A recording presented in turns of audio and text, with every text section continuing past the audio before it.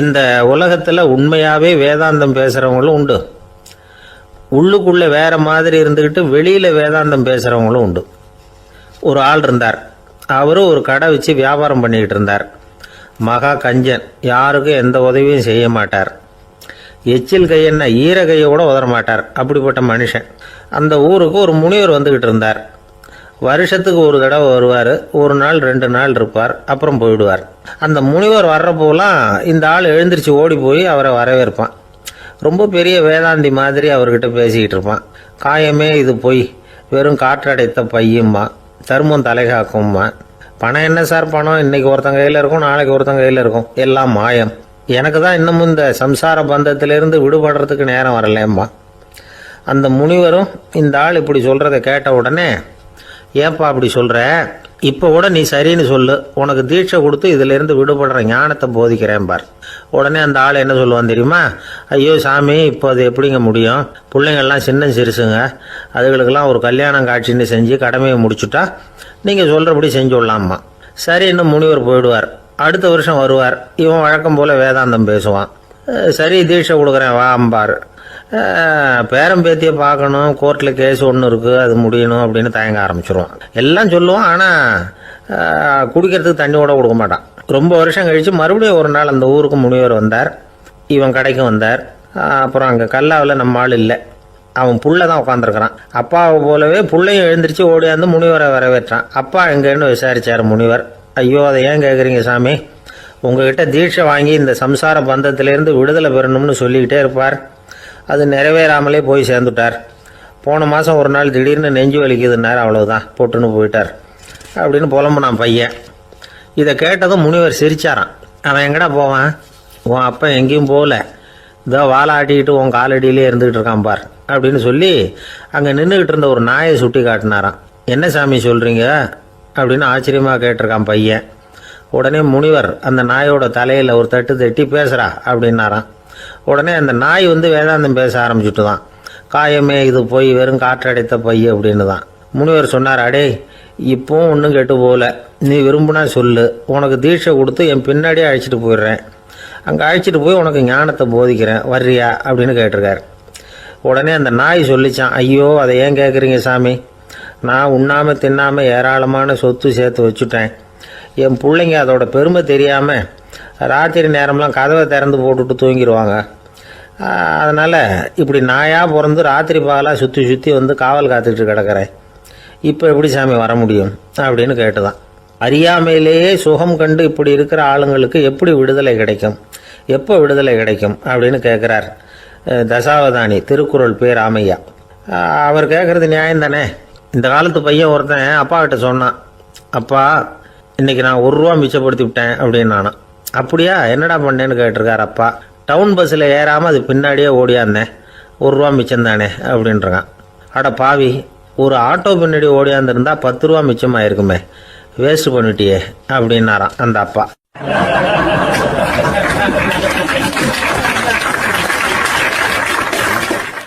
ஒரு ஊரில் ஒருத்தர் இருந்தான்.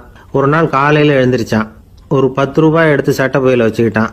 கடை தெருவுக்கு புறப்பட்டான். காய்கறி வாங்குறதுக்காக அவன் போகிறான். காய்கறி சந்தைக்கு போய் சேர்ந்தான். கத்திரிக்காய் 1/4 கிலோ கொடுங்கன்னான். கொடுத்தாங்க. காசு கொடுக்கறதுக்காக சட்டை பையில் கையை விட்டான். பணத்தை காணும். 10 ரூபாயை சட்டை பையில் வச்சுக்கிட்டு தான் வந்தான். அது இப்போ அங்கே இல்லை. வழியில் எங்கேயும் அது விழுந்துட்டு போல்ருக்கு. அல்லது யாராவது திருடர்கள் தெரியாமல் அதை எடுத்துக்கிட்டு போட்டாங்களா என்னன்னு தெரியல. எப்படியோ 10 ரூபாயை அவன் இழந்துட்டான். கையில் காசு இல்லை. அதனால் கத்திரிக்காயை திருப்பி கொடுத்துட்டு கவலையோட வீட்டுக்கு திரும்பி வந்தான். அதையே நினச்சிக்கிட்டு இருந்தான். அவனுக்கு துக்கம் அதிகமாக போச்சு. அழ ஆரம்பிச்சிட்டான். காய்கறிகள் வாங்கிட்டு ஆனந்தமாக சமைச்சு சாப்பிட்லாம்னு நினச்சோம், அது முடியாமல் போச்சேங்கிற கவலை அவனுக்கு. அதனால் அதை மறக்கவே முடியல. இது நடந்து கொஞ்ச நாள் ஆச்சு. அதே மனுஷன் இன்னொரு நாள் அதே மாதிரி புறப்பட்டான். பணத்தை எடுத்து பையில் வச்சுக்கிட்டான். காய்கறி சந்தையை நோக்கி போய்கிட்டு இருக்கிறான். இப்போ வழியில் ஒரு ஏழை பையனை பார்த்தான். தம்பி எங்கே போகிற அப்படின்னு கேட்டான். ஐயா பள்ளிக்கூடத்துக்கு போய்கிட்டு இருக்கிறேன்னா அவன். சரி, அதுக்கே இவ்வளவு கவலையோடு போய்கிட்டுருக்கிற அப்படின்னு விசாரித்தான் அவன். ஐயா நான் ரொம்ப ஏழை, வீட்டில் வசதி இல்லை, பரீட்சைக்கு பணம் கட்டணும், இன்றைக்கி கடைசி நாள், என்ன செய்கிறதுன்னு தெரியலன்னா. இவன் பார்த்தான். தாங்கிட்ட இருக்கிற பணத்தை எடுத்து அந்த பையன்கிட்ட கொடுத்தான். இதை வச்சுக்கோ, உடனே பணத்தை கட்டு, நல்லா படி, பரீட்சை எழுது அப்படின்னு சொல்லிவிட்டு திரும்பி வந்துட்டான். வெறுங்கையோடு திரும்பி வந்தும் வீட்டில் கேட்குறாங்க, எங்கே காய்கறின்னு வழக்கம் போல் கேட்டாங்க. இவன் நடந்ததை சொன்னான். இப்போ வீட்டில் இருந்தவங்க அவங்ககிட்ட ஒரு கேள்வி கேட்டாங்க, ஏங்க இதே மாதிரி முன்னாடி ஒரு தடவை காய்கறி வாங்க போய் வெறுங்கையோடு திரும்பி வந்தீங்க, இப்போவும் வெறுங்கையோடு தான் திரும்பி வந்திருக்கிறீங்க, ஆனால் முன்னாடி வந்தப்போ வருத்தமாக இருந்தீங்க, இப்போ உங்கள் முகத்தில் வருத்தம் தெரியலையே அப்படின்னு கேட்டிருக்கிறான். அதாவது வீட்டில் இருக்கிறவங்க கேட்டாங்களாம். இப்போ அந்த மனுஷன் யோசிக்க ஆரம்பித்தானான், இந்த ரெண்டு நிகழ்வுகளுக்கு என்ன வித்தியாசம்? போன தடவை அவன் பணத்தை இழந்தான், இந்த தடவை அவன் பணத்தை இழந்திருக்கிறான். போன தடவை யாரோ திருடிட்டு போயிட்டாங்க, இந்த தடவை அவனாவே ஒரு பையன் பேரில் இறக்கப்பட்டு எடுத்து கொடுத்துருக்குறான். அன்னைக்கு பணம் போயிட்டுதேன்னு வருத்தமாக இருந்தது, இன்னைக்கு பணம் போனாலும் மனசுக்கு மகிழ்ச்சியாக இருக்குது, நிறைவாக இருக்குது. கொஞ்சம் யோசிச்சு பாருங்க. பணத்தை இழந்தது மகிழ்ச்சிக்கோ வருத்தத்துக்கோ காரணமாக இருக்க முடியாது. அப்படின்னா வேற எது காரணம்? அன்றைக்கு பணத்தை இழந்துட்டேன்னு அழுதான், இன்றைக்கு பணத்தை இழந்தாலும் மகிழ்ச்சியா இருக்கிறான். ஆகவே மகிழ்ச்சிக்கும் துக்கத்துக்கும் இழப்பு காரணம் அல்ல, இழப்பு பற்றிய நம்முடைய அறிவு தான் காரணம் அப்படிங்கிறது பெரியவர்களுடைய கருத்து. எந்த பொருளும் நமக்கு கவலையை உண்டு பண்றதில்ல, அந்த பொருள் பேர்ல நாம வைக்கிற பற்று தான் கவலையை உண்டு பண்ணுது. பொருள்கள் நம்ம விட்டுட்டு போயிட்டா நாம அழுதுகிட்டு இருக்கிறோம், நாமே அதுகளை விட்டுட்டு வந்துட்டா மகிழ்ச்சியா இருக்கிறோம். இந்த உண்மையை புரிஞ்சுக்கிட்டு நம்முடைய வாழ்க்கையை நல்ல விதமாக அமைச்சிக்கணும். ஒரு ஆள் அழுதுகிட்டு இருந்தான், ஏண்டா அழுகுறேன்னு கேட்குறார் ஒருத்தர். இழக்கிறதுக்கு எதுவும் இல்லை அதனால் அழறேன்னா. என்னடா சொல்கிறேன்னார். கிட்ட வாங்க சொல்கிறேன்னா. இந்த மணி பர்ஸை வேற ஒருத்தன் பாக்கெட்லேருந்து திருடினேன், அப்புறம் தான் புரிஞ்சுது அவங்ககிட்ட இழக்கிறதுக்கு எதுவும் இல்லைங்கிறது. ஆமாங்க இது காலி பர்ஸு, அதனால் இப்போ அழுதுகிட்டு இருக்கிறேன், திருடியும் பிரயோஜனம் இல்லை அப்படின்னு சொல்லிவிட்டு அழுதானா.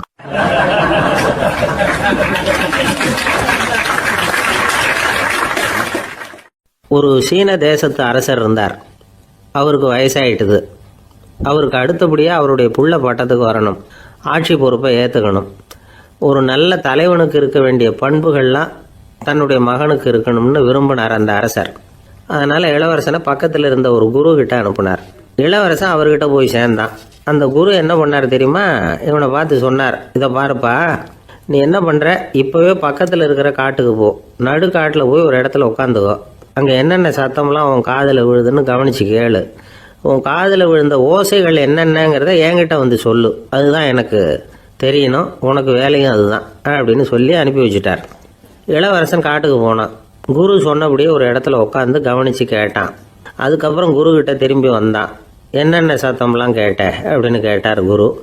குருவே, காட்டில் நான் பறவைகள் சத்தம்லாம் கேட்டேன், மிருகங்களின் ஓசையையும் கேட்டேன், இதை தவிர இடி மின்னல் மழை இதுகளோட சத்தத்தையும் கேட்டேன் அப்படின்னா. குரு யோசனை பண்ணார், நீ இன்னமும் சரியாக கேட்கல, அதனால் மறுபடியும் காட்டுக்கு போ, கொஞ்ச நாள் தங்கியிருந்து கேட்டுட்டு வா அப்படின்னார். இளவரசனுக்கு ஒன்றும் புரியல. இருந்தாலும் குருவின் கட்டளையாச்சே, மறுக்க முடியுமா? உடனே அவன் மறுபடியும் காட்டுக்கு போனான். ஒரு இடத்துல உட்காந்தான். கொஞ்ச நேரம் உன்னிப்பாக கவனித்து கேட்டான். சில நாள் கழித்து குரு கிட்ட திரும்பி வந்தான். குருவே, இந்த தடவை சில துல்லியமான சத்தங்களை எல்லாம் கேட்டான். தேனி பறக்கிற சத்தம், நீரோடையின் மெல்லிய ஓசை, இதெல்லாம் கேட்டேன்னா. குரு சிரிச்சார். நீ மறுபடியும் காட்டுக்கு போ, இன்னும் சில நாள் அங்கே இரு, முழுமையாக கவனமாக கேட்டுக்கிட்டு வா அப்படின்னு சொல்லி அனுப்பி வச்சுட்டார். இளவரசனுக்கு குழப்பம் அதிகமாயிட்டுது, ஒன்றுமே புரியல. மறுபடியும் காட்டுக்கு போனான்.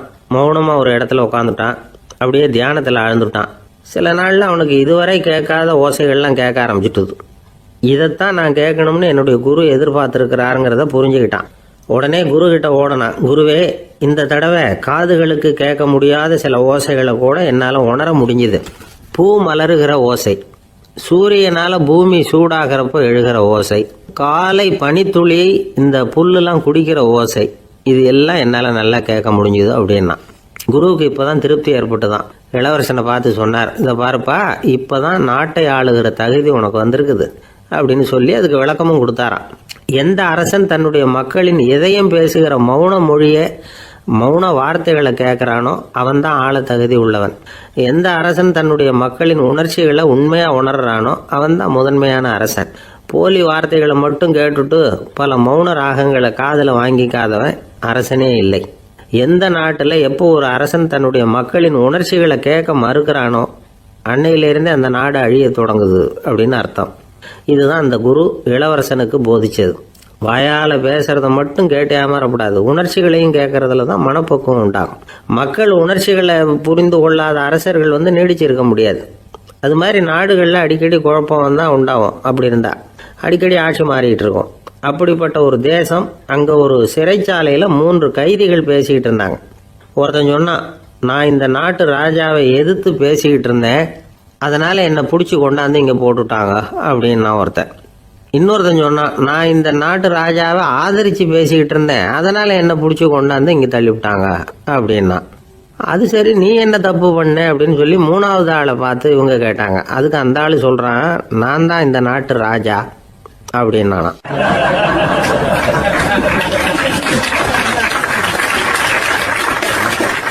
ஒரே ஒரு ஊரில் ஒரு பாதிரியார் இருந்தார். ரொம்ப நாள் சந்தோஷமாக வாழ்ந்தார். ஒரு நாள் அவர் மடத்து சமையல் அறையில் பாத்திரங்களை கழுவி துலக்கி சுத்தப்படுத்திக்கிட்டு இருந்தார். அந்த சமயத்தில் ஒரு தேவதூதன் அவர் முன்னாடி வந்து நின்னான். இவர் நிமிர்ந்து பார்த்தார்.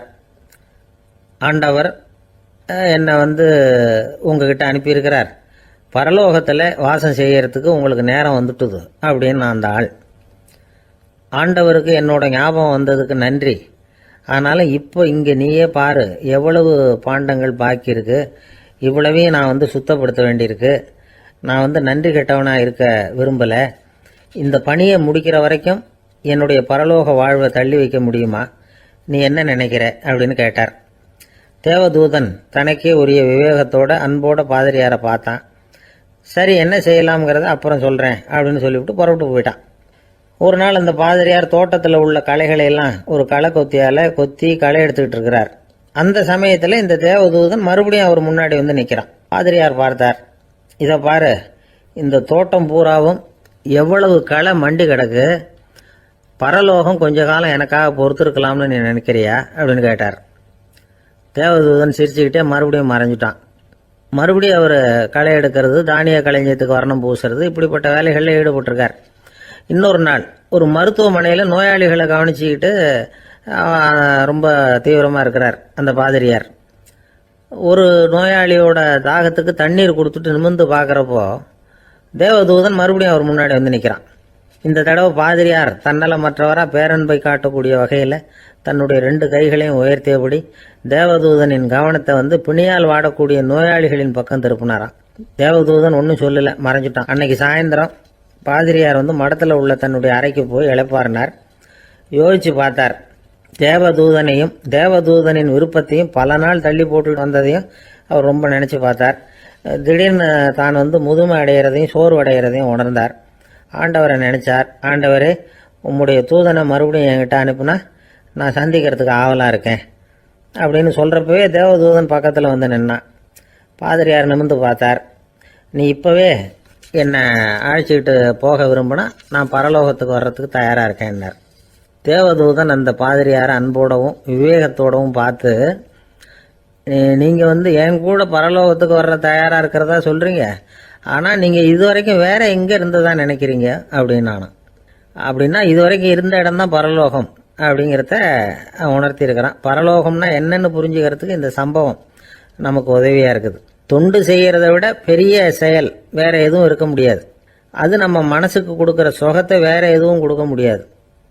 நாம் தொண்டு செய்கிற இடம் தான் அந்த புண்ணிய இடம். ஆனால் இந்த காலத்துல எல்லாம் நாம் தொண்டு செய்யணும்னு நினச்சி ஏதாவது ஆரம்பித்தா கூட அதை ஒரு மாதிரியாக சுற்றி நின்று வேடிக்கை பார்க்க ஆரம்பிச்சிடுறாங்க. ஒரு பெரியவர் அப்படித்தான் ஒரு தொண்டு செஞ்சுக்கிட்டு இருந்தார். ஒரு கோவில் கட்டிக்கிட்டு இருந்தாங்க. அதில் ஒரு இடத்துல ஒரு பலகையை வச்சு ஆணி அடிக்கிற வேலையை செஞ்சுக்கிட்டு இருந்தார் அந்த பெரியவர். ஒரு சின்ன பையன் அதை ரொம்ப ஊக்கமாக அக்கறையாக கவனிச்சுக்கிட்டு இருந்தான். பெரியவர் இதை கவனித்தார். என்னப்பா பார்க்குற, உனக்கும் இது மாதிரி தொண்டு செய்யணும்னு ஆசையாக இருக்கா அப்படின்னு கேட்டார். அதுக்கு அந்த பையன் சொல்கிறான், அப்படி இல்லைங்க, நீங்கள் ஆணி அடிக்கிறப்போ கையில் சுத்தியால் அடிச்சுக்கிட்டா எப்படி துடிப்பீங்க, எப்படி கத்துவீங்கன்னு தெரிஞ்சுக்கிறதுக்காக அதை பார்க்கணும்னு ஆசை, அதுக்காக தான் காத்துக்கிட்டு இருக்கேன் அப்படின்னு நானும்.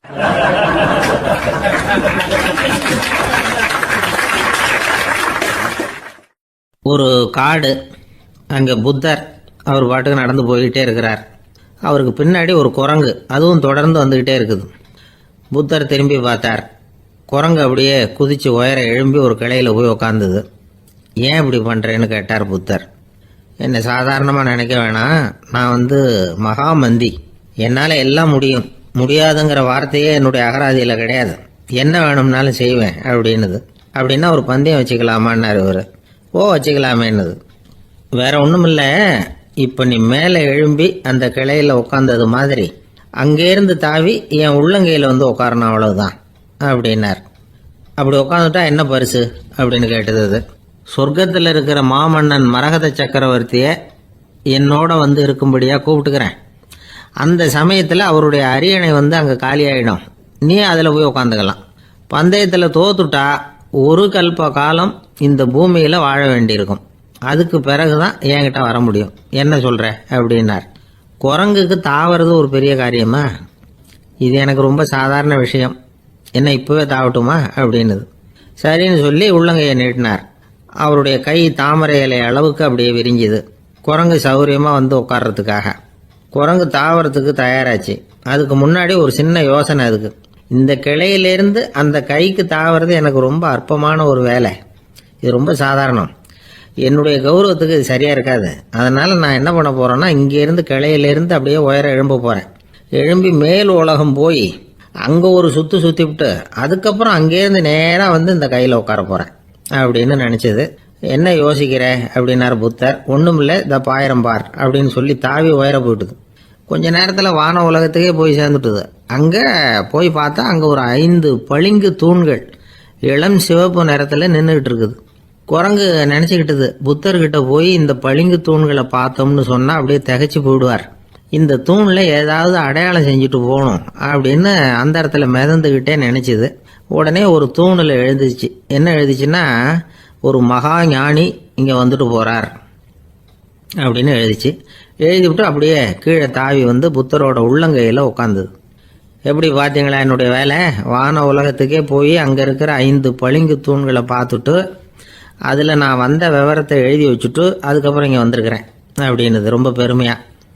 அப்படியா அப்படின்னார் புத்தர். ஆமாம், சந்தேகமாக இருந்தால் வாங்க அழைச்சிட்டு போய் காட்டுறேன் அப்படின்னுது அந்த குரங்கு. அதுக்கு தேவையில்லை, அப்படியே கொஞ்சம் கீழே குனிஞ்சு பார் தெரியும் அப்படின்னார் புத்தர்.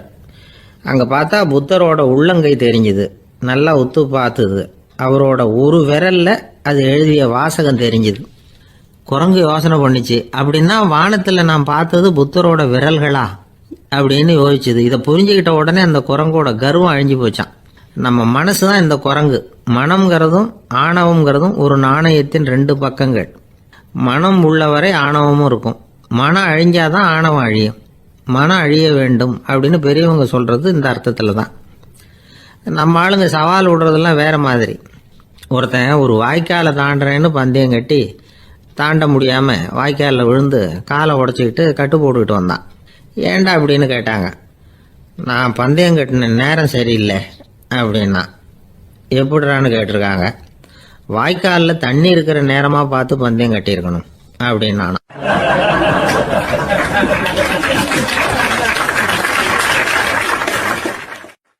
எனக்கு அதிர்ஷ்டமே இல்லை சார் அப்படின்னார் ஒருத்தர். ஏன் அப்படி சொல்றீங்கன்னு கேட்டோம். வியாபாரம் பண்ணலாம்னு ஒரு கடை வச்சேன், வேண்டியப்பட்டவங்க கூட என் கடையில் வந்து எதுவும் வாங்க மாட்டேங்கிறான், எல்லாரும் அடுத்த கடைக்கு தான் போறான் அப்படின்னு சொல்லி ரொம்ப அழுத்துக்கிட்டார். இதுக்கு போய் அதிர்ஷ்டம் இல்லைன்னு சொல்லாதீங்க, வாடிக்கையாளர்களை வந்து கவர்றது எப்படிங்கிறது உங்களுக்கு தெரியல, அதுதான் குறை அப்படின்னும். சார் உங்களுக்கு தெரிஞ்ச அந்த ரகசியத்தை எனக்கும் கொஞ்சம் சொல்லி கொடுங்களேன் அப்படின்னார். சரி உங்க காதை இப்படி கொடுங்க அப்படின்னு சொல்லி அது சம்பந்தமா பெரிய வல்லுநர்கள் சொல்லி இருக்கிற கருத்துக்களை அவர்கிட்ட சொல்ல ஆரம்பிச்சோம். அதாவது இந்த வாடிக்கையாளர்களை கவர்றதுக்கு வல்லுநர்கள் பல ஆலோசனைகளை ஏற்கனவே சொல்லி வச்சிருக்கிறாங்க. அது சம்பந்தமா அனுபவப்பட்டவங்க, அதை தெரிஞ்சு வச்சுக்கணும். அதாவது கடை வச்சிருக்கிறவங்க எல்லாரும் இதை கொஞ்சம் காதில் வாங்கி வச்சுக்கணும். எதை இப்ப சொல்ல போறத. எப்பவும் பணத்தை சம்பாதிக்கிறதுலயே குறியா இருக்கக்கூடாதான். அதை விட முக்கியமா நீங்க சம்பாதிக்க வேண்டியது வாடிக்கையாளர்களுடைய மன நிறைவு. வர்றவங்க திருப்தியோட போகணும், அது முக்கியம். அதுல கவனமா இருக்கணும். கடைக்கு வர்ற ஒருத்தர் ஏதாவது ஒரு குறை சொல்றாருன்னு வச்சுங்க, அதை வந்து அலட்சியப்படுத்தக்கூடாது. ரொம்ப அக்கறையோட அதை காது கொடுத்து கேட்கணும். அப்படியா சார், அதை நான் அவசியம் கவனிக்கிறேன் அப்படின்னு சொல்லணும். ஒருத்தர் வரார், சார் நேத்திக்கு உங்க கடையில இதை நான் வாங்கிட்டு போனேன், வீட்டில் இது வேணான்னு சொல்லிவிட்டாங்க, அது திருப்பி கொடுக்கறதுக்காக தான் வந்திருக்கிறேன் அப்படின்னு சொல்லி திருப்பி கொடுக்குறார். உடனே நீங்க வந்து முகம் சுளிக்க கூடாது, எரிச்சல் படக்கூடாது. வழக்கம் போல நிதானமா முகம் அலர்ச்சியோட அதை திருப்பி வாங்கிக்கணும். இவ்வளவு ரூபாய்க்கு சாமான் வாங்கினா இந்த ஸ்பூன் அன்பளிப்பு, இப்படி ஏதாவது கொடுக்கலாம். பண்டிகை காலங்கள்லேயும் பொருள்கள் வாங்குறவங்களுக்கு இப்படி ஏதாவது பொருத்தமாக ஒரு அன்பளிப்பு கொடுக்கலாம்.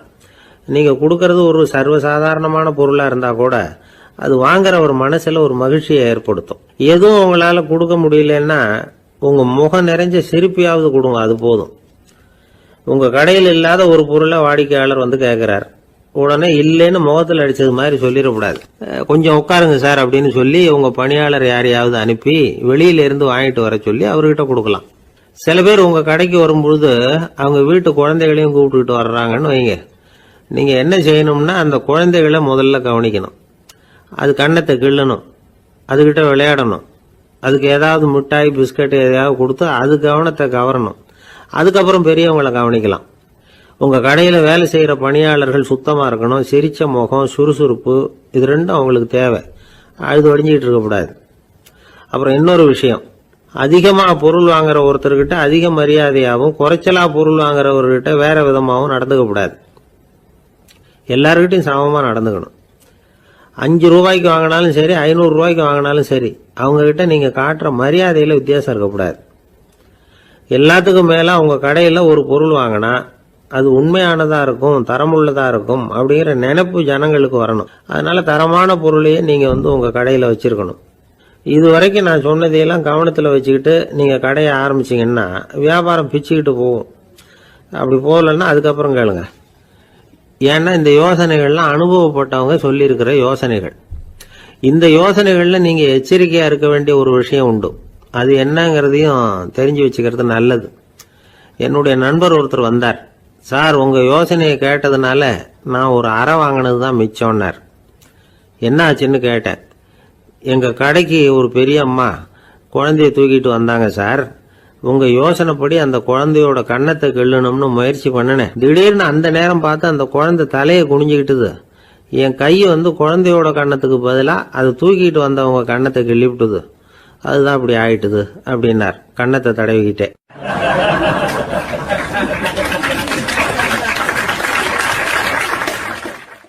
தானத்துல சிறந்தது எது அப்படின்னு ஒரு கேள்வியை கேட்டு, தானத்துல சிறந்தது நிதானம் அப்படின்னு அதுக்கு ஒரு பதிலும் சொல்றவங்க உண்டு.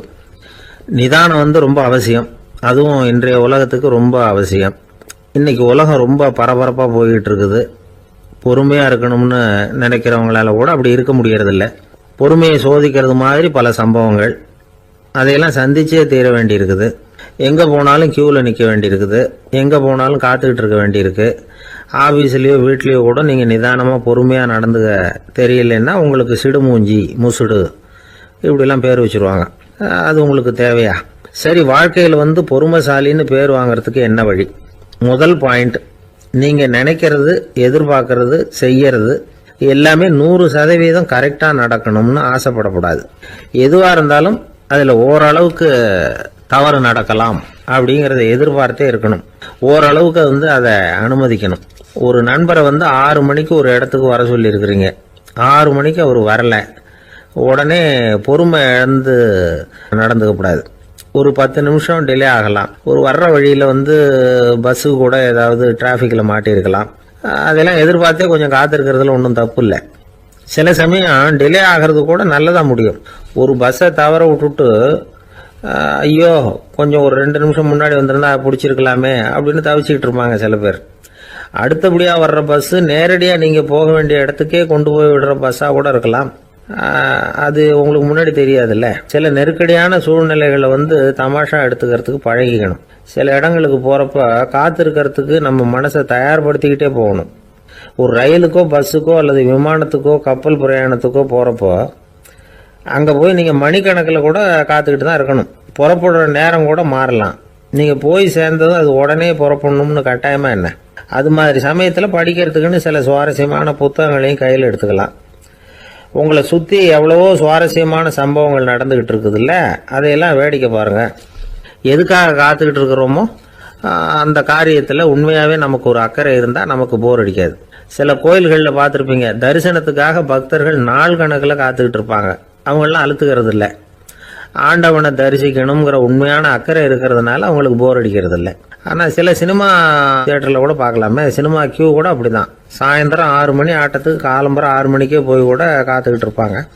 அவங்களுக்கெல்லாம் போர் அடிக்காது, படம் பார்க்குற ஆர்வம். இன்னொரு முக்கியமான விஷயத்த நாம் பழக்கப்படுத்திக்கணும். லிவ் ஃபார் தி மூமெண்ட் அப்படிங்கிறாங்க நிபுணர்கள். ரொம்ப பேர் எப்படின்னா அடுத்தபடியாக நடக்க போகிற விஷயத்திலேயே கவனமாக இருப்பாங்க. அந்த நினைப்புலேயே இந்த நிமிஷத்தை பொறுமை இல்லாமல் கழிப்பாங்க. ஒருத்தர் இருக்கார், அவர் எப்படின்னா ஆஃபீஸ் முடியறதுக்குள்ளேயே சார் 5 மணிக்கெல்லாம் ரெடியாக இருங்க, நாம் அந்த ஹோட்டலில் போய் டிஃபன் சாப்பிட்ணும் அப்படின்னு 4 மணிலேருந்து சொல்லிகிட்டு இருப்பார். 4:55 பரபரப்பாக ஓடி வருவார். 2 பேரும் புறப்படுவோம், ஹோட்டலுக்கு போவோம், சாப்பிட்டுக்கிட்டு இருப்போம்.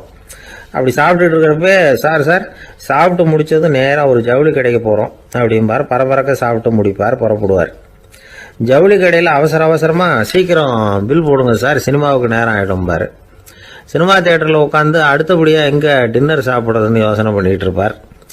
ராத்திரி படுக்கையில் விழுந்ததுக்கு அப்புறமும் நாளைக்கு காலையில் எழுந்திரிச்சதும் அதை பண்ணணும் இதை பண்ணணும்னு திட்டம் போட்டுக்கிட்டே இருப்பார். அதாவது எப்பவும் அடுத்த நிமிஷம், அடுத்த நாள், அடுத்த வாரம், அடுத்த வருஷம், இதுதான் அவங்க சிந்தனை. இந்த நிமிஷம் என்ஜாய்மெண்ட்டை அவங்க இழந்துடுறாங்களாம். அதனால தான் வாழ்நாள் பூரா பொறுமையின்மை, அவஸ்தை, அல்லல். அதனால் நாம் எல்லாரும் வாழ்க்கையில் நிதானமாக இருக்கிறதுக்கு கற்றுக்கணுமா. அதுக்காக இந்த நிதானத்துக்கு வேறு விதமான அர்த்தம் பண்ணிக்கக்கூடாது. ஒருத்தர் அப்படித்தான் ஒரு தடவை அவருடைய குதிரை காணாமல் போயிட்டு தான். அதுக்காக அவர் கவலைப்படலை, நிம்மதியாக இருந்தார், சந்தோஷமாக இருந்தார். என்ன சார் இது, உங்கள் குதிரை திருட்டு போயிட்டுதுங்கிறீங்க, நீங்கள் கவலைப்படாமல் இருக்கிறீங்களே அப்படின்னு கேட்டாங்களாம். அதுக்கு அவர் சொல்லியிருக்கார், நல்ல வேலை சார், கட்டியிருந்த குதிரை காணாமல் போயிருக்குது. நான் அது மேலே உட்காந்துருக்கிற சமயம் அது காணாமல் போயிருந்ததுன்னா, திருட்டு போயிருந்ததுன்னா நானும் சேர்ந்தில் காணாமல் போயிருப்பேன் அப்படின்னாராம். எவ்வளவு நிதானமான ஆள் பாருங்க.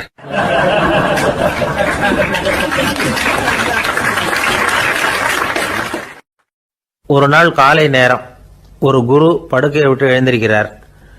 உடனே சீடர்களை பார்த்து எல்லாரும் இப்படி வாங்கங்கிறார். எல்லாரும் வர்றாங்க வேகமாக. என்னங்க வேணும் உங்களுக்கு அப்படிங்கிற மாதிரி எல்லாரும் குருவை பார்த்தாங்க பயபக்தியோட.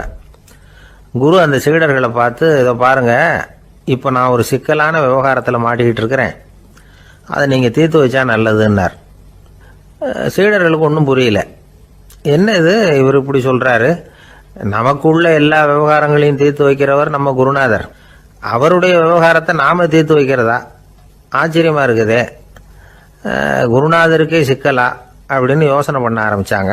இருந்தாலும் ரொம்ப பணிவாக கேட்டாங்க, சுவாமி உங்களுக்கே சிக்கலா, இந்த உலகத்து சிக்கல்களுக்கும் சிரமங்களுக்கும் அப்பாற்பட்டவர் அல்லவா தாங்கள், அப்படிப்பட்ட உங்களுக்கு சிக்கல்னா அது எப்படி அப்படின்னாங்க. எனக்கு ஏற்பட்டிருக்கிற சிக்கல் அவ்வளவு பெருசு, ரொம்ப பெரிய விவகாரம் அது அப்படின்னார் குரு. கொஞ்சம் விவரமாக சொல்லுங்க அப்படின்னாங்க இவங்க. இப்போ அந்த குரு விவரத்தை சொன்னார். அதாவது நேற்று ராத்திரி நான் ஒரு கனவு கண்டேன். அந்த கனவுல நான் ஒரு பட்டாம்பூச்சியாக மாறிட்டேன். அப்படி மாறி ஒவ்வொரு மலராக பறந்து போய் உட்காந்து தேன் சாப்பிட்டேன் அப்படின்னார். சீடர்கள் இதை கேட்டதும் ரொம்ப திகைச்சு போயிட்டாங்க. என்ன இது ஒரு பெரிய பிரச்சனையா, ஒரு சாதாரண கனவு கண்டதுக்காகவா இந்த காலை வேளையில் நம்மளையெல்லாம் குருநாதர் இவ்வளவு அவசரமாக கூப்பிட்டுருக்கார் அப்படின்னு நினைச்சாங்க. இருந்தாலும் கேட்டாங்க, இதில் என்ன சிக்கல் சுவாமி, கனவுங்கிறது எல்லாருக்கும் வரத்தானே செய்யும் அப்படின்னார் ஒரு சீடர். சீடர்களே, பிரச்சனை அது இல்லை. நான் இன்னைக்கு காலையில் கண்ணு முழிச்சு பார்த்தப்போ நான் நானாக மறுபடியும் மாறிட்டேங்கிறத தெரிஞ்சுக்கிட்டேன். இதில் சிக்கல் என்னன்னா, இப்போ அந்த பட்டாம்பூச்சி தான் நானா ஆயிட்டதாக கனவு கண்டுகிட்டு இருக்கா அப்படிங்கிறது தான். ஒரு மனுஷன் பட்டாம்பூச்சி ஆகிறதாக கனவு காண முடியுங்கிறப்போ அந்த பட்டாம்பூச்சியும் மனுஷனாக ஆகிறதாக கனவு காண முடியும் இல்லையா? இப்போ எனக்கு யதார்த்த நிலை தெரியணும், எது நிஜம்னு தெரியணும். நேற்று ராத்திரி நான் கண்டது கனவா, அல்லது இது பட்டாம்பூச்சி கண்டுகிட்டு இருக்கிற கனவா? இதுதான் குரு கேட்ட கேள்வி. இதை கேட்டதும் சீடர்கள் ரொம்ப குழம்பி போயிட்டாங்க. சுவாமி, இது வரைக்கும் நாங்கள் தூங்குறப்ப பார்க்கறது கனவுன்னும் மூழ்கிட்டு இருக்கிறப்ப பார்க்கறது நனவுன்னு நம்பிக்கிட்டு இருக்கிறோம். இப்போ எங்களை ரொம்ப குழப்பிட்டீங்க, இதுக்கு பதில் சொல்ல எங்களுக்கு சக்தி இல்லை அப்படின்னு சொல்லிவிட்டாங்களாம். அதுக்கப்புறம் அந்த குரு சொன்னாராம், நினைவு தான் முக்கியமான அம்சம். முடிவு கட்டம்னா பகலின் நினைவுகளை விட இரவின் கனவுகளே ரொம்ப உண்மை. ஒருத்தன் வந்து தூங்க போனா தூங்கிக்கிட்டே இருந்தா அவன் காணும் கனவு பொய்ங்கிறத அவன் உணர மாட்டான். ஒவ்வொரு கனவும் காணும் பொழுது அது ரொம்ப உண்மையாக தான் தெரியுது. ஒரு கனவு கூட உண்மை இல்லைன்னு கனவுல தோன்றுவதே இல்லை அப்படின்னார் குரு. அகில வாழ்வு அத்தனையும் சொற்பனம் கண்டாய் அப்படிங்கிறார் தாயுமானவர்.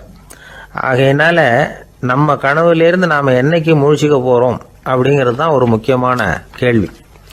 ஒருத்தர் வந்தார், காலில் கட்டோடு வந்தார். என்னங்க காலில் கட்டுன்னு? சார், நேற்று ராத்திரி தூக்கத்தில் எங்கள் வீட்டு கூரையில் ஏணியை சாத்தி வச்சு இறங்கினப்போ வழுக்கி விழுந்து காலை உடச்சிக்கிட்டேன்னார். உங்கள் வீட்டில் தான் ஏணியே கிடையாது சார் அப்படின்னு. உண்மைதான் சார், நான் கீழே விழுந்து முழிச்சுக்கிட்டதுக்கு அப்புறம் தானே ஏணி இல்லைங்கிறது எனக்கு ஞாபகம் வந்தது அப்படின்னார்.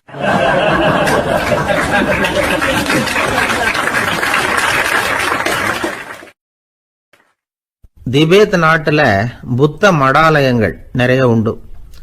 அதுக்கு ஒரு தலைமையகமும் உண்டு. அது இந்த திபேத் தலைநகரம் லாசாவில் இருக்குது. ரொம்ப காலத்துக்கு அப்பால் அதை பற்றிலாம் நிறைய விவரங்கள் எழுதி வச்சிருக்கிறாங்க. அது இப்போவும் நமக்கு கிடைக்குது. அதாவது ரொம்ப தூரத்துக்கு அந்தாண்ட மலைகளுக்கு நடுவில் ஒரு கிளை மடாலயம். அந்த மடத்தின் தலைவருக்கு வயசாயிட்டு தான். அதனால் தலைமை பொறுப்பை வேற ஒருத்தர்கிட்ட ஒப்படைக்கலாம் அப்படின்னு முடிவு பண்ணாராம். உடனே ஒரு லாமாவை கூப்பிட்டார். அவர் மூலமாக தலைமை மடாலயத்துக்கு செய்தி அனுப்புனார், பொருத்தமான வாரிசு ஒருத்தரை அனுப்பி வைக்கும்படியாக. அந்த வாலிப லாமா புறப்பட்டார். காடு மேடெல்லாம் நடந்து போறார். ரொம்ப நாள் கழிச்சு தலைமை பீடத்தை அடைஞ்சார். தலைமை குரு கிட்ட விவரத்தை சொன்னார். தகுதியான ஒருத்தரை அனுப்பி வச்சா அழைச்சிட்டு போறேன் அப்படின்னார். சரி, நாளைக்கு காலையில் நீங்கள் அவங்க எல்லாரையும் அழைச்சிட்டு போகலாம்னார் அவர். அவங்க எல்லாரையுமா? அங்கே தேவைப்படுறது ஒருத்தர் தானே அப்படின்னார் இவர். ஆமான்னார். அப்புறம் ஏன் எல்லாரையும் அழைச்சிட்டு போக சொல்கிறீங்கன்னார். அது இப்போ உனக்கு புரியாது. நான் ஒரு 100 பிக்குகளை அனுப்புகிறேன், அதாவது பிட்சுகளை. அவ்வளவு பேரையும் அங்கே வச்சு சமாளிக்க முடியாது அப்படின்னாரு இவர். இருந்தாலும் இப்போ அந்த தலைமை குரு என்ன சொன்னார்னா, அதை பற்றி கவலைப்படாத, நான் 100 பேரை அனுப்புகிறேன். அதில் 99 பேர் வழியிலேயே காணாமல் போடுவாங்க. ஒருத்தன் மட்டும்தான் வருவான். அவனும் அங்கே வந்து சேர்ந்துட்டானா நீ ரொம்ப கொடுத்து வச்சவன் அப்படின்னார். இவருக்கு ஒன்றும் புரியல. இருந்தாலும் மறுநாள் அந்த வாலிப லாமா 100 பேரை அழைச்சிக்கிட்டு புறப்பட்டார். போகிற வழியிலேயே பல பேர் அங்கங்கே பிச்சுக்கிட்டு போயிட்டாங்க. அவர் சொன்னது மாதிரியே. வழியில் அவங்க ஊர்கள் இருந்தது தான் காரணம். அப்பா அம்மாவை பார்த்துட்டு வரேன் அப்படின்னு கொஞ்சம் பேர் போனாங்க. சொந்த பந்தத்தை பார்த்துட்டு வரேன் அப்படின்னு கொஞ்சம் பேர். ஒரு வாரம் ஆச்சு. இப்போ மிஞ்சினது 10 பேர் தான். வழியில் ஒரு நகரம். அங்கே சில பிட்சுக்கள் சந்திச்சாங்க. எங்கள் மடத்து தலைவர் இறந்துட்டார், உங்களில் யாராவது ஒருத்தர் எங்களுக்கு தலைவராக முடியுமா அப்படின்னு கேட்டாங்க. 10 பேரும் தயார். அதில் ஒருத்தரை அழைச்சிட்டு அவங்க போயிட்டாங்க. இன்னொரு ஊரில் சில பேர் வந்தாங்க, வழி மறிச்சாங்க. நில்லுங்க, எங்கள் மன்னர் மகளுக்கு திருமணம், அதை நடத்தி வைக்க 3 லாமாக்கள் தேவை அப்படின்னாங்க. இப்படி கொஞ்சம் கொஞ்சமாக எல்லாரும் காலி. கடைசியில் 2 பேரும் மிஞ்சினாங்க. அங்கே ஒரு இளம்பெண் எதிரில் வந்தா. எங்கள் அப்பா வேட்டைக்கு போயிருக்கிறாரு, இன்னும் திரும்பி வரல. வீட்டில் வேற யாரும் இல்லை, தனியாக இருக்க பயமாக இருக்கு, யாராவது ஒருத்தர் எனக்கு துணையாக இருக்கணும் அப்படின்னு கேட்டுக்கிட்டா. எங்கள் 2 பேரில் நீயே ஒருத்தரை தேர்ந்தெடுத்துக்கோ, இல்லைன்னா எங்களுக்குள்ள சண்டை வந்துடும் அப்படின்னாங்க. இப்போ மிஞ்சினவர் ஒருத்தர். அவருக்கும் ஒரு சோதனை வந்தது. ஒரு தர்க்கவாதி எதிரில் வந்தான். உன்னோட வாதம் பண்ணணும்னா. இவனோட வாதம் பண்ணுறேன், அது முடிய ரொம்ப காலம் ஆகலாம். தர்க்கத்தில் நான் ஜெயிச்சா அங்கே வரேன், இல்லைன்னா இவருடைய சீடனை ஆயிடுவேன் அப்படின்னார் அவர். கடைசியாக அழைக்க வந்த வாலிபலாமா மட்டும் வெறும் கையோடு திரும்பி போனார். அங்கே இருந்த வயசான மடாதிபதி கேட்டார், எத்தனை பேர் அங்கேருந்து புறப்பட்டீங்கன்னார். என்னையும் சேர்த்து 101ன்னார் அவர். நல்லது, நீயாவது திரும்பி வந்திய, அதுதான் எனக்கு போதும். ஏன்னா நீ தான் எனக்கு உண்மையான வாரிசு. அந்த 100 பேரில் யாரும் வரமாட்டாங்க அப்படின்னார் அவர். ஏன்னா அவருக்கு தெரியும் இவர் ஒருத்தர் தான் திரும்பி வருவாருங்கிறது. திபேத்தில் ஒரு பழங்கால பழமொழி உண்டாம், 100 பேர் செல்லலாம், எப்பொழுதாவது ஒருவன் அபூர்வமாக அடைய வேண்டிய இடத்தை அடைவான். இதுதான் அந்த பழமொழி. ஒரு உன்னதமான இலக்கை அடையணும்னா அது அவ்வளவு சுலபமான காரியம் இல்லை.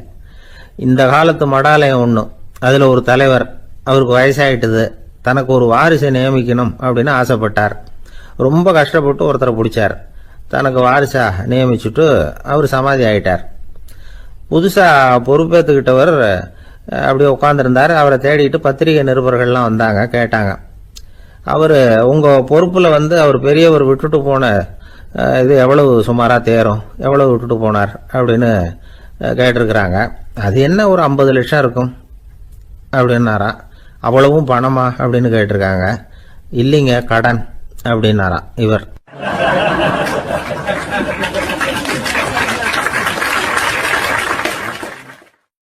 ஒரு ஊரில் ஒரு ஆள் இருந்தான். அவனுக்கு ஒரே ஒரு மகள். அவளை நல்ல இடத்துல கட்டி கொடுக்கணும்னு ஆசைப்பட்டான். அதுக்காக மாப்பிள்ளை தேடிட்டு இருந்தான். அவன் கொஞ்சம் வசதியான ஆள், அதனால் நிறைய பேர் வந்தாங்க. இருந்தாலும் ஒரு நல்ல குணமுள்ள மாப்பிள்ளையாக இருக்கணும் அவன் எதிர்பார்த்தான். அப்படி இருக்கணும்னு தொடர்ந்து முயற்சி பண்ணான். கடைசியாக ஒரு 3 பேர் கிடைச்சாங்க. அந்த 3 பேரில் யாரை தேர்ந்தெடுக்கிறது, இதுதான் அவனுக்கு வந்த குழப்பம். இந்த நிலைமையில் ஒரு பெரியவரை தேடி போனான். அவர்கிட்ட தன்னுடைய பிரச்சனையை சொன்னான். அவர் கொஞ்சம் யோசனை பண்ணார். அதுக்கப்புறம் 3 பேரையும் கூப்பிட்டார். இதை பாருங்கப்பா, உங்கள் 3 பேருக்கும் 3 மாத கால அவகாசம் தர்றேன். நீங்கள் இப்போ போகலாம். 3 மாதம் கழித்து திரும்பி வரலாம். அப்படி வரும்பொழுது இந்த 3 மாத காலத்தில் நீங்கள் செஞ்ச நல்ல காரியம் ஏதாவது ஒன்று சொல்லணும். அதை வச்சு உங்களில் ஒருத்தரை நாங்கள் தேர்ந்தெடுத்துக்கிறோம் அப்படின்னு சொன்னாராம். 3 பேரும் சரின்னு சொல்லிவிட்டு திரும்பி போயிட்டாங்க. 3 மாதம் ஆச்சு. அதுக்கப்புறம் ஒரு நாள் திரும்பி வந்தாங்க. அவர் அவங்கள கூப்பிட்டு உட்கார வச்சார். அப்புறம் கேட்டார், இப்போ சொல்லுங்கள், இந்த 3 மாத காலத்தில் நீங்கள் செஞ்சிருக்கிற ஏதாவது ஒரு நல்ல காரியத்தை சொல்லுங்க அப்படின்னார். முதல்ல ஒருத்தன் எழுந்திரிச்சு நின்னான்.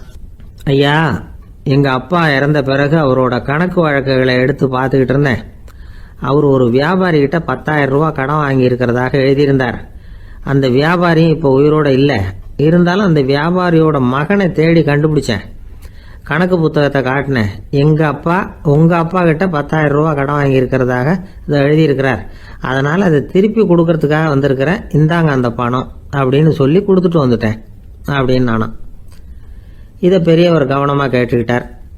அதுக்கப்புறம் 2வது இளைஞன் எழுந்திரிச்சான். ஐயா, நான் போன மாதம் ஒரு நாள் ராத்திரி வேளையில் ஒரு காட்டுப்பாதை வழியாக எங்கள் ஊருக்கு போய்கிட்டு இருந்தேன்.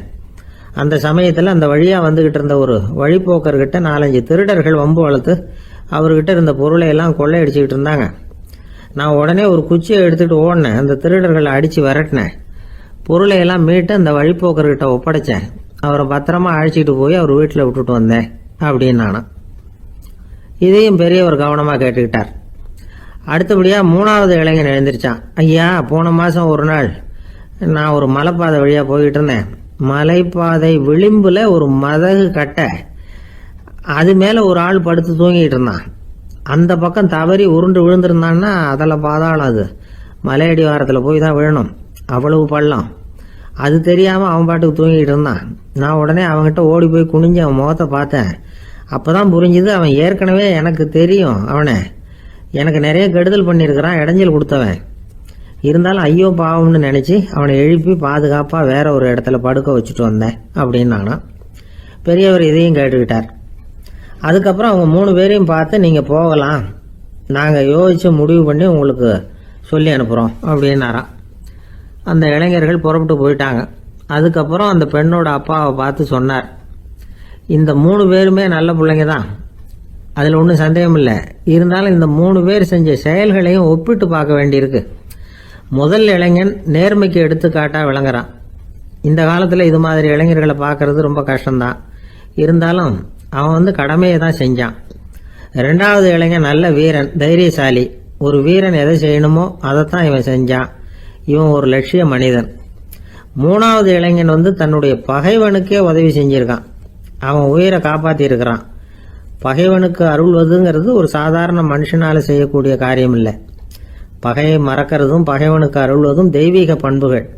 அதனால் இவனையே உன்னுடைய மகளுக்கு ஏற்ற மாப்பிள்ளையா தேர்ந்தெடுக்கலாம் அப்படின்னு சொன்னாங்களாம். ஒரு நல்ல நாளில் அவங்களுக்கு திருமணம் நல்ல விதமாக நடந்து முடிஞ்சுதான். இது சுவாமி சின்மயானந்தர் சொல்லியிருக்கிற ஒரு கதை. இதிலேருந்து நாம் புரிந்து கொள்ள வேண்டிய ஒரு கருத்து, நமக்கு கெடுதல் பண்ணவங்களுக்கும் நாம் நல்லது செய்யணும். ஆனால் நடைமுறையில் அப்படி நம்மளால் செய்ய முடியறதில்ல. அதுதான் சிக்கல். நம்மால் ஒருத்தங்கிட்ட கேட்டேன், ஏண்டா உன்னுடைய பகைவன் ஒருத்தன் அது மாதிரி ஒரு மலைப்பாதை மதகு கட்டையில் படுத்திருந்தா உடனே நீ என்ன நினைப்ப அப்படின்னு கேட்டோம். இது ஒரு அருமையான சந்தர்ப்பம்னு நினைப்பேன் அப்படின்னா. எதுக்குன்னு கேட்டோம். அவனை அந்த பக்கமா உருட்டி கீழே தள்ளுறதுக்கு அப்படின்னா.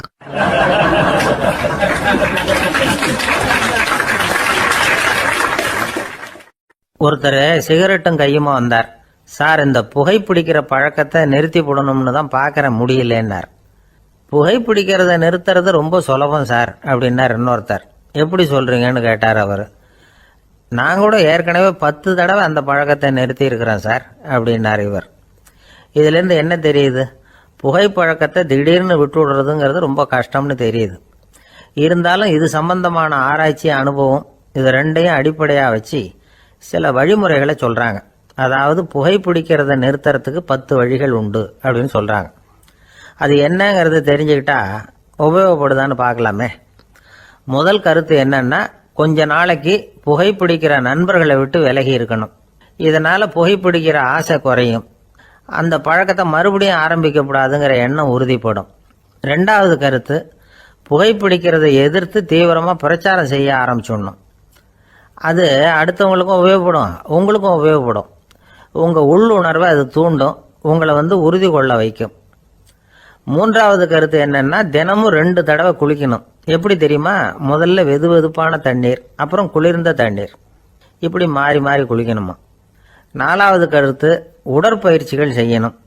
மூச்சு வாங்குற மாதிரியான பயிற்சிகள் ரொம்ப நல்லதான்.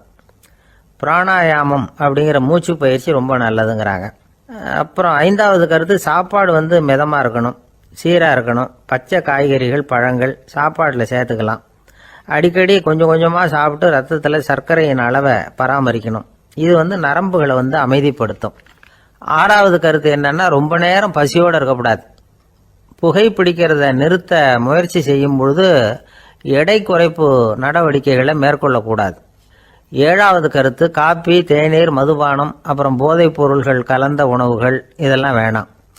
புகைப்பிடிக்கிறத அதெல்லாம் ஊக்கப்படுத்தும். கடுகு, மிளகு, அப்புறம் காரமான பொருள்களை தவிர்க்கணும். உப்பு அளவை குறைக்கணும். தினமும் 10 குவளை தண்ணீராவது குடிக்கணும். வெறும் தண்ணி புகைப்பிடிக்கிற ஆவலை தணிக்குதான். 8வது கருத்து, கையில் சிகரெட்டு, புகையில ஏதாவது இருந்தால் உடனே தூக்கி எறிஞ்சிருங்க. அது கையில் இருக்கிற வரைக்கும் புகைப்பிடிக்கிற ஆசை வந்துக்கிட்டே இருக்கும். 9வது கருத்து என்னன்னா, இறை நம்பிக்கை உள்ளவங்க புகைப்பிடிக்கிற எண்ணம் வர்றப்போவெல்லாம் பிரார்த்தனை செய்ய ஆரம்பிச்சுடலாம். 10வது கருத்து, உங்களுக்கு ரொம்பவும் வேண்டியவங்க யாரோ அவங்ககிட்ட எல்லாம் நீங்கள் புகைப்பிடிக்கிறத நிறுத்தி விட்டதா சொல்லிவிடுங்க. இந்த 10 வழிகளையும் கடைபிடிக்க ஆரம்பிச்சுட்டா புகைப்பிடிக்கும் பழக்கத்தை நிறுத்தி விடலாம் அப்படின்னு சொல்கிறாங்க அனுபவப்பட்டவங்க. முயற்சி பண்ணி பார்க்கலாம். ஒரு முக்கியமான இடத்துல நின்றுக்கிட்டு இருந்தார் ஒருத்தர். அங்கே இன்னொருத்தர், ஏன் சார் இந்த இடத்துல சிகரெட் பிடிக்கலாமா அப்படின்னு அனுமதி கேட்டார். இந்த இடத்துல சிகரெட் பிடிக்கக்கூடாதுங்க அப்படின்னாரு இவர். நீங்கள் இப்படி சொல்கிறீங்க, ஆனால் இந்த இடத்துல கீழே நிறைய சிகரெட் துண்டுகள் கிடக்குதே, அவங்கெல்லாம் யாரு? அவங்கெல்லாம் உங்கள் மாதிரி என்கிட்ட அனுமதி கேட்காதவங்க அப்படின்னாராம் இவர்.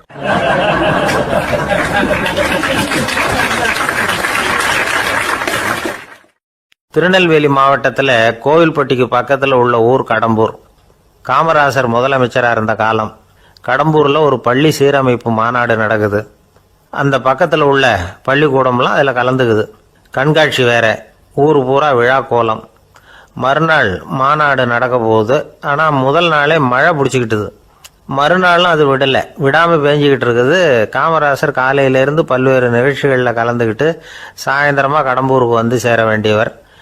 மழை பேஞ்சிக்கிட்டு இருக்கிறதுனால நிகழ்ச்சி ரத்தாயிடுமோ என்னமோ அப்படின்னு எல்லாரும் சந்தேகப்பட்டுக்கிட்டு இருக்கிறாங்க. அவர் கோவில்பட்டி பயணிகள் விடுதியில் இருக்கிறார். கடம்பூர்லேருந்து சில பேர் போய் அவரை சந்திக்கிறாங்க. மழை பெஞ்சிக்கிட்டு இருக்குதே, என்ன செய்யலாம் அப்படின்னு கேட்குறாங்க. மழை பெஞ்சால் நல்லது தானே, அதுக்காக மாநாட்டை எதுக்காக ரத்து செய்யணும்? ஆசிரியர்கள் எவ்வளவு கஷ்டப்பட்டு ஏற்பாடு பண்ண மாநாடு, கட்டாயம் வந்துடுறேன் அப்படின்னாராம் காமராசர். உடனே புறப்பட்டார். மழையை பொருட்படுத்தாத மக்கள் கூட்டம். அது கலையாமல் காத்துக்கிட்டு இருக்கிறாங்க அவ்வளோ பேரும். தலைவர் வந்துட்டார்னு தெரிஞ்சது ஜனங்களுக்கு ஏகப்பட்ட உற்சாகம். ஜனங்கள் அவ்வளவு உற்சாகமாக வரவேற்றாங்க. மாநாடு ஆரம்பமாச்சு. மலர் மாலைகள் மலை மாதிரி குவிய ஆரம்பிச்சுட்டுது. வரிசையாக ஒவ்வொரு கல்வி நிலையம் சார்பாகவும் வரவேற்பு பத்திரம் வாசித்து கொடுக்குறாங்க. என்ன வாசிக்கிறாங்கங்கிறத காமராசர் கூர்ந்து கவனிக்கிறார். ஏகப்பட்ட புகழ் மொழிகள், ரொம்ப பாராட்டி புகழ்ந்து என்னென்னமோ வாய்ச்சிக்கிட்டு இருக்கிறாங்க. கொடை வள்ளலே, குணக்குன்றே, மலையே, கடலே, இப்படி தமிழ் மொழியில் பாராட்டுறதுக்கு எத்தனை வார்த்தைகள் உண்டோ அத்தனையும் அதில் சேர்த்துருக்குறாங்க. காமராஜர் பொறுமை இழந்துட்டார். போதும் போதும், உங்கள் எல்லாரையும் பார்த்து 2 வார்த்தை பேசிவிட்டு போகிறதுக்காக தான் நான் வந்திருக்கிறேன். எல்லாரும் மழையில் சிரமப்பட்டு நின்றுக்கிட்டு இருக்கிறீங்க, இப்படி என்ன புகழ்ந்து படிச்சுக்கிட்டே இருந்தால் எப்படி அப்படின்னாராம். அதுக்கப்புறம் பேசி முடிச்சிருக்கிறார். மாநாட்டு நிகழ்ச்சிகள் முடிஞ்சதும் இன்னொரு நிகழ்ச்சியில் கலந்துக்கிறதுக்காக புறப்பட்டாராம். ஒரு திறந்த ஜீப்பில் அவரை ஊர்வலமாக அழைச்சிக்கிட்டு போயிருக்கிறாங்க. தெருவில் 2 பக்கமும் ஏகப்பட்ட கூட்டம். அங்கங்கே ஜீப்பை நிறுத்தி ரோஜா மாலை, ஜருக மாலை இப்படி போட்டுக்கிட்டே இருக்கிறாங்க. அதையெல்லாம் அப்படி அப்படியே வாங்கி அங்கங்கே நின்றுக்கிட்டு இருந்த குழந்தைகள்கிட்டையும் தாய்மார்கள்கிட்டையும் கொடுத்துக்கிட்டே போகிறார். அந்த சமயத்தில் கூட்டத்துக்கு அப்பால் ஒரு பெரியவர் கையில் ஒரு மல்லிகை சரத்தோடு நின்றுட்டு இருக்கிறார். அவரால் முண்டி அடிச்சுக்கிட்டு முன்னால் வர முடியல. காமராஜர் இதை கவனிக்கிறார். அவ்வளவுதான், உடனே நிறுத்தப்பா வண்டியை அப்படிங்கிறார். ஜீப்பு நிற்கிது. டிரைவரை பார்த்து, அதோ பார், அங்கே ஒருத்தர் நிற்கிறார் பார், அவரை இங்கே அழைச்சிட்டு வா அப்படின்னாராம். கூட்டம் வழி விடுது. அந்த பெரியவரை கிட்டத்தில் அழைச்சிட்டு வர்றாங்க. காமராஜர் அவரை பார்த்து, வாங்க வாங்க, நல்லா இருக்கீங்களா அப்படின்னு சத்தம் போட்டு உற்சாகமாக விசாரிக்கிறாராம். பெரியவர் கண்களில் கண்ணீர், பேச்சு வரல. மல்லிகை சரத்தை அவருக்கு போடுறார். கொஞ்ச நேரம் அவர்கிட்ட பொறுமையாக பேசிக்கிட்டு இருந்துட்டு அவரை அனுப்பி வைக்கிறார் காமராஜர். பெரியவர் போனதுக்கு அப்புறம் காமராஜர் பக்கத்தில் இருந்தவங்க கிட்ட சொல்கிறார் அந்த பெரியவரை பற்றி. அந்த காலத்தில் ரொம்ப கஷ்டப்பட்டவர் இவர், ஜெயிலுக்கு போனவர் அப்படின்னு ரொம்ப உருக்கமாக நெகிழ்ந்து போய் சொல்கிறார். இதில் ஒரு விஷயத்தை கவனிங்க.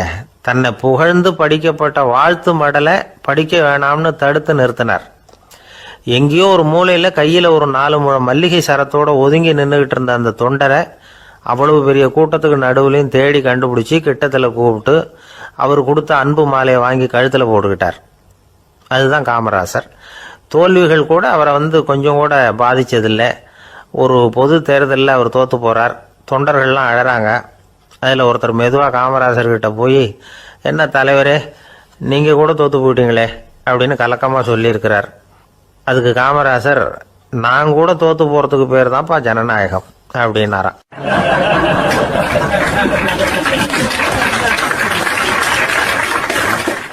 இப்பெல்லாம் நம்ம ஊரில் மாமியார் மருமகள் ஒருத்தர் நல்லா புரிஞ்சுக்கிட்டு நல்ல விதமாக தான் இருக்கிறாங்க பல இடத்துல. அதனால் நான் இப்போ சொல்ல போகிற கதையை கேட்டுவிட்டு இந்த காலத்தில் அவ்வளவு மோசமாக யார் சார் நடந்துக்கிறாங்க அப்படின்னு கேட்டு யாரும் சண்டைக்கு வரக்கூடாது. இன்னொரு உண்மையையும் சொல்லிவிடுறேன். அதாவது இந்த கதையை நமக்கு எழுதி அனுப்பி இருக்கிறதே கொஞ்ச நாளில் மருமகளாகவும் அதுக்கப்புறம் கொஞ்ச காலத்தில் மாமியாராகவும் ஆக போகிற ஒரு நேயர் தான். சரி, இந்த கதைக்கு வருவோம். அதாவது ஒரு சின்ன குடும்பம், அந்த வீட்டில் மாமியார் ஆட்சி, அவங்க வச்சது தான் சட்டம். பிள்ளையாண்டான் எப்படின்னா அம்மா சொல்கிறதையும் கேட்டுக்குவான், மனைவி சொல்கிறதையும் கேட்டுக்குவான், நமக்கு என்னத்துக்கு வம்புங்கிற டைப்பு. மருமகள் பேரில் குறை கண்டுபிடிக்கிறதுலேயே அந்த மாமியாருக்கு ஒரு சுவாரஸ்யம். சின்ன சின்ன விஷயத்துலாம் குத்தம் கண்டுபிடிச்சிக்கிட்டே இருக்கிறாங்க. பொதுவாக எல்லாரும் எப்படின்னா ஏதாவது ஒரு காரணத்துக்காக சண்டை போட்டுக்கிட்டு இருப்பாங்க. அந்த அம்மா எப்படின்னா ஏதாவது ஒரு சண்டையை போடுறதுக்காக காரணத்தை தேடிக்கிட்டு இருப்பாங்க. அப்படி ஒரு மனசு. அந்த மருமக பொண்ணு பாவம் பயந்து பயந்து ஒவ்வொரு காரியமும் செஞ்சுக்கிட்டு வந்தது. இப்படியே பல வருஷம் ஓடி போட்டுது. அந்த மாமியாருக்கும் ரொம்ப வயசாகிட்டுது. இருந்தாலும் அந்த பழைய சுபாவம் மட்டும் மாறவே இல்லை. திடீர்னு ஒரு நாள் பக்கவாதம் வந்து அந்த அம்மாவுக்கு ஒரு பக்கம் கை கால் இழுத்துக்கிட்டுது. வாய் சுத்தமாக பேச முடியாமல் போயிட்டுது. சத்தம் மட்டும் வரும். ஒரு பக்கத்து கை காலை அசைக்க முடியும். பேசுறதெல்லாம் கையால் தான், அதாவது கை சைகையால். இப்படிப்பட்ட நிலைமையில கூட அந்த பொண்ணு தண்ணியோ பாலோ இவங்க எதிரில் கொண்டாந்து வச்சா அதை வேணும்னே தட்டி விட்டுட்டு ஒம்பு வளர்க்குறது. அதுக்கப்புறம் அந்த பொண்ணு தரையை சுத்தப்படுத்தும்ல, அதை பார்த்து ரசிக்கிறது. இருந்தாலும் அந்த பொண்ணு இதையெல்லாம் பெருசுப்படுத்தாமல் ரொம்ப பொறுமையாக தான் இருந்தது. ஒரு நாள் வீட்டில் வச்சுருந்த பாலை பூனை குடிச்சிட்டு போயிட்டுது. வயசான காலத்தில் இந்த அம்மா பால் இல்லாமல் கஷ்டப்படுவாங்களே அப்படின்னு நினச்சி பக்கத்து வீட்டில் போய் கொஞ்சம் பால் வாங்கிட்டு வந்து காய்ச்சி மாமியார் முன்னாடி கொண்டாந்து வச்சுது அந்த பொண்ணு. வழக்கம் போல் அந்த அம்மா பாலை தட்டி விட்டுட்டாங்க. இதை அந்த மருமக பொண்ணு கவனிச்சுட்டுது. இவ்வளவு நாள் பொறுமையாக இருந்த அந்த மருமகளுக்கு இன்னைக்கு இதை பார்த்து தான் அசாத்திய கோபம் வந்துட்டுது. கதவுக்கு பக்கத்தில் சாத்தி வச்சுருந்த உலக்கையை எடுத்து மாமியார் தலையில் போட, அது குறி தவறி கழுத்தில் பட, அந்த அம்மா கழுத்தை பிடிச்சிக்கிட்டு ஊன்னு கத்த, இந்த பொண்ணு ஒன்றும் அலட்டிக்காமல் உலக்கையை எடுத்து மறுபடியும் கதவு பக்கம் சாத்தி வச்சுட்டு அது பாட்டுக்கு நடந்து போயிட்டுது. இருந்தாலும் மனசுக்குள்ளே லேசாக ஒரு பயம். கணவன் வீட்டுக்கு வந்ததும் என்ன விஷயம்னு கேட்டால் எப்படி சமாளிக்கிறது. அன்னைக்குன்னு பார்த்து ரொம்ப நேரம் கழித்து வீடு வந்து சேர்ந்தான் கணவன். உடனே அந்த அம்மா புகார் பண்ண ஆரம்பிச்சுட்டுது. பேச்சு தான் வராத, அதனால் ஒரு பக்கத்து கையால் சைகை காட்டுது. கதவுக்கு பக்கத்தில் இருந்த உலக்க பக்கமாக கையை நீட்டி காட்டி அப்படியே அந்த கையை தன் கழுத்துக்கு பின்பக்கமாக சுற்றி காட்டி நாக்கை வெளியில் நீட்டி நடந்த விஷயத்தை புரிய வைக்கிறதுக்கு முயற்சி பண்ணுது. இவனுக்கு ஒன்றும் புரியல, என்ன சொல்கிறாங்க அம்மா அப்படின்னு மனைவிகிட்ட கேட்குறான். அதுக்கு அந்த பொண்ணு ரொம்ப புத்திசாலித்தனமா, என்னங்க உங்கள் அம்மா சொல்கிறது உங்களுக்கு இன்னும் புரியலையா? அவங்க உங்களை பார்த்து என்ன சொல்கிறாங்கன்னா, ஏன்டா உலக்க மாதிரி நிற்கிற, சாக போகிற எனக்கு சங்கிலி எதுக்கு, என் கழுத்தில் கிடக்கிற இந்த சங்கிலியை கழட்டி என் மருமக கழுத்தில் போடுறா அப்படின்னு சொல்கிறாங்க அப்படின்னு தான். ஓ அப்படியா விஷயம்னு சொல்லி அம்மா கழுத்தில் இருந்த சங்கிலியை எடுத்து மனைவி கழுத்தில் போட்டுட்டு, அம்மா உன் விருப்பப்படியே போட்டாச்சு, இனிமேலாவது நிம்மதியாக படுத்து தூங்கு அப்படின்னு சொல்லிவிட்டு உள்ளே போயிட்டான். பார்த்தீங்களா கதையை? அதனால தான் மாமியார்கள் சைகை காட்டுறதுன்னா கூட இனிமேல் ஜாக்கிரதையாக இருக்கணும்.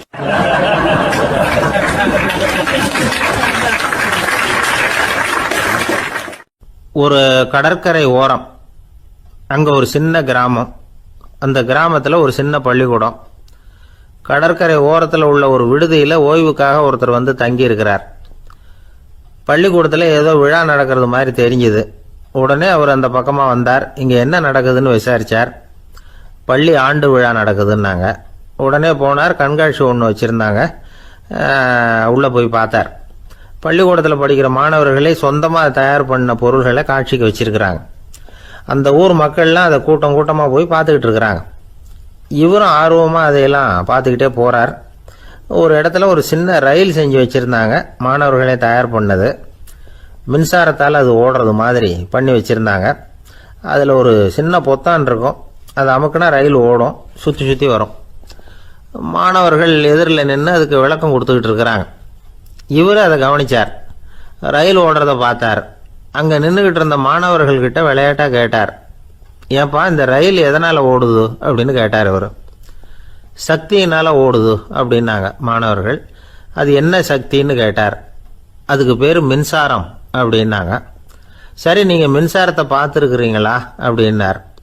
நாங்கள் பார்த்தது இல்லைங்க, ஆனால் இதை செய்யறதுக்கு எங்களுக்கு உதவி பண்ண ஆசிரியர் ஒரு பட்டதாரி, ஒரு கால் அவர் பார்த்துருக்கலாம் அப்படின்னாங்க.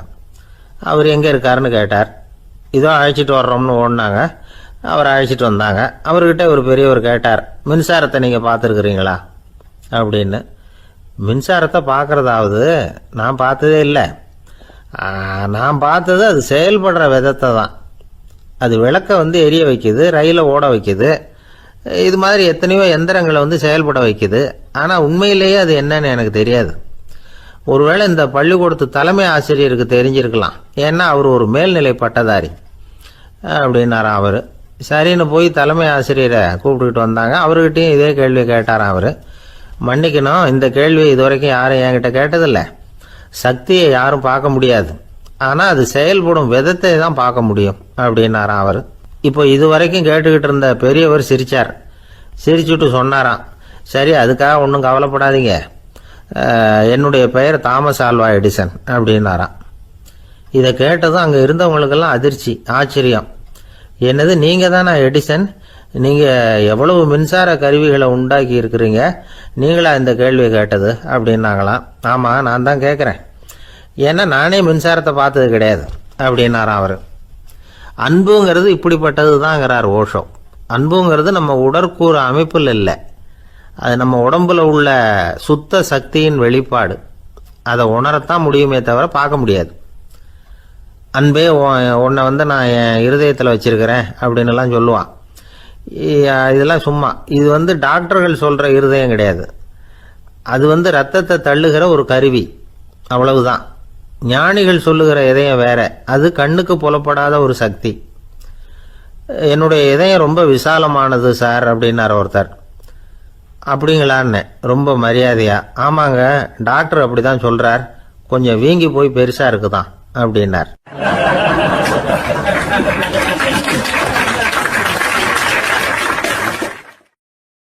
ஒரே ஒரு ஊரில் ஒரு அம்மா இருந்தாங்க.